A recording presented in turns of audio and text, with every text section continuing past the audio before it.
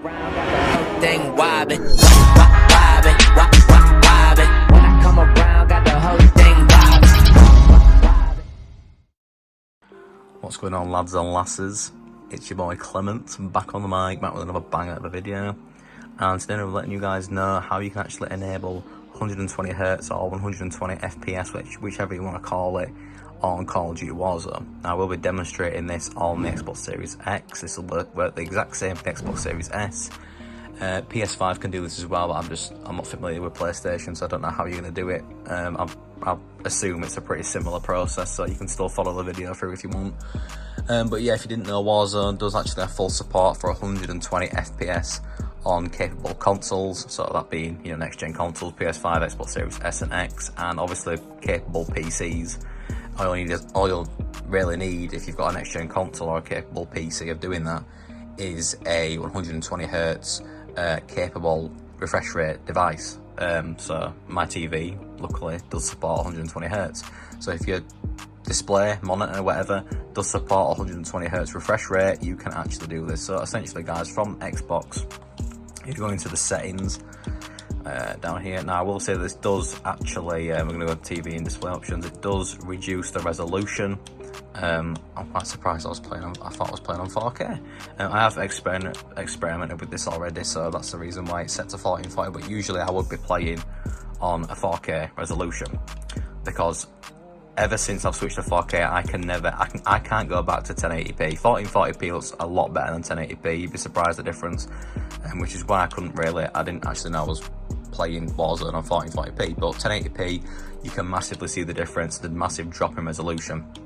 Now, by enabling 120Hz, you will be sacrificing the display resolution, unfortunately, because 120 FPS is not it's not possible with 4K video quality. Display quality, sorry. So yeah, that's a bit poo. Maybe PCs can do it. Certain really high-end PCs, I'm not sure how it works with Warzone. I don't know if Warzone actually does require you to go back to 1080p. I don't know, but yeah. So what you want to do is you want to come into your TV and display option settings. Here you're going to see resolution, etc., night mode, calibration settings. We're going to go to video quality, video fidelity, and overscan. So here where it says overrides on the display tab, you're going to click on that. It'll be set to auto detect by default. That's the recommended setting. If you want to do this, so you will have to override it to HDMI setting. So we're going to use the manual setting. We're going to switch it to HDMI, and you'll notice that your TV looks like this. Don't worry, your TV is not broken, or your monitor, whatever you're using. All you need to do is back out of this, and the resolution is currently at 640 by 480, which I don't know if that's like 480p. I think it is actually. That's shocking. So it is possible to go to 1440p, but for 120Hz, you have to press 1080p, which is full HD still, which is still decent. But for someone like me, I mean, I'm looking at this right now, the text and stuff, it's so much blurrier, and I just don't like it. So for me, I don't really enjoy using this, just because I'd rather have the resolution, because like I've said, I can't go back. It feels awful to go back to full HD rather than ultra HD. But you know, if you're happy to drop the resolution for the refresh rate in games like competitive games like Warzone, you know, it is a massive benefit to have. It's like field of view slider, you know, for PC that consoles don't have yet. It's a massive advantage. So if you can do this, you know, if you want to play competitively and improve your game, you know, play the best you possibly can, you want to have that higher refresh rate, obviously. So I think the majority of people will probably want to do this, but for me, I'm more of a casual player. I mean, I've got a pretty good solid KD, you know, I'm not like a noob or anything. I've got a pretty above average KD, but I still consider myself quite a casual player, and to be fair, I don't really play Warzone that much anymore anyway. But anyway, babbling on.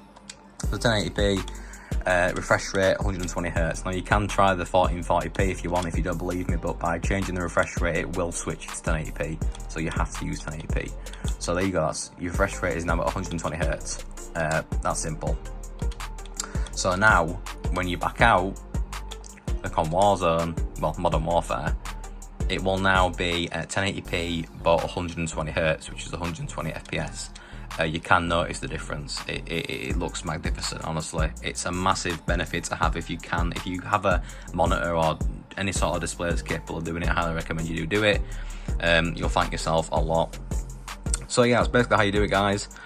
Through the camera, it's probably not going to really, you probably won't be able to actually tell the difference. But if you actually do this and you see it with your own naked eyes, it's a massive difference. You will notice a change.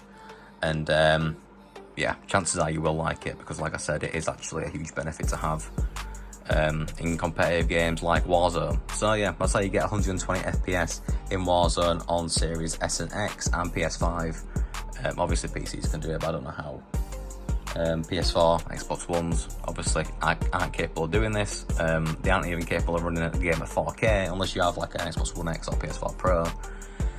And I'm pretty sure they maxed out at 4K 60, but when I was on my Xbox One X, I don't think I was really getting 60 FPS. It felt like, because obviously hardware limitations and stuff, I think it was maxed out at 60. 60 was capable of happening, but I wasn't getting 60 because, it's not a next-gen console or anything, it's not a PC.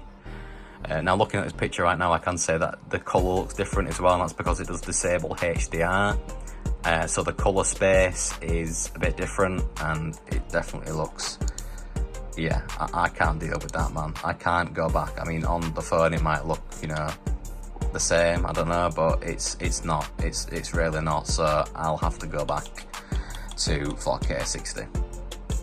But yeah, so that's how you do it, guys. If you're interested in doing it, that's how you do it. So to go back, I might as well include this in the video. You go back to the same state, just switch back to auto detect, simple as that, and then there you go. And then obviously you will have to manually set everything all up again, unfortunately, but it only takes a few seconds. So allow 4K, obviously I want 4K resolution, so we're going to enable the allow 4K feature when it does eventually switch.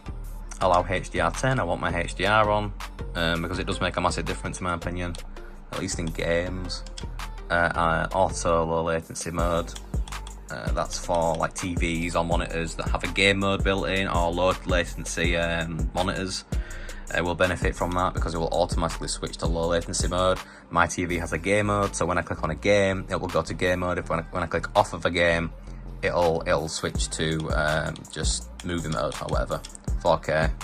And there you go, it's pretty much reverted back to the original settings now. Obviously you can choose 50 or 24 Hz, but not necessary. There you go. So that's how you do it, guys. I think I've rambled on a little bit more than I probably should have or could have, but it is what it is. So yeah, I've been Clements, you've been absolutely amazing. Hope it's helped. If it did, smash like, subscribe to the channel if you are new. I've been Clements, you've been absolutely amazing. I'll see you guys in the next one. Peace out and take care.